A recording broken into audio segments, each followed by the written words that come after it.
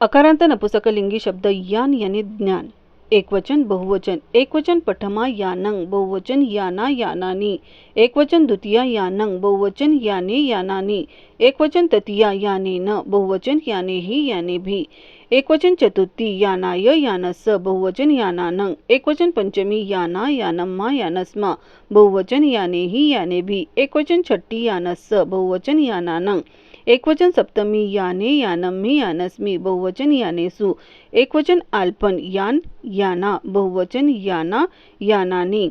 In पदों का अर्थ हिंदी में इस प्रकार होगा। ज्ञान एकवचन बहुवचन। एकवचन प्रथमा ज्ञान ने, बहुवचन ज्ञानों ने। एकवचन द्वितीया ज्ञान को, बहुवचन ज्ञानों को। एकवचन तृतीया ज्ञान से, बहुवचन ज्ञानों से। एकवचन चतुर्थी ज्ञान के लिए, बहुवचन ज्ञानों के लिए। एकवचन पंचमी ज्ञान से, बहुवचन ज्ञानों से।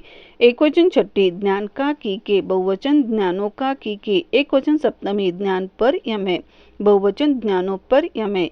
एकवचन अल्पन हे ज्ञान, बहुवचन हे ज्ञानों।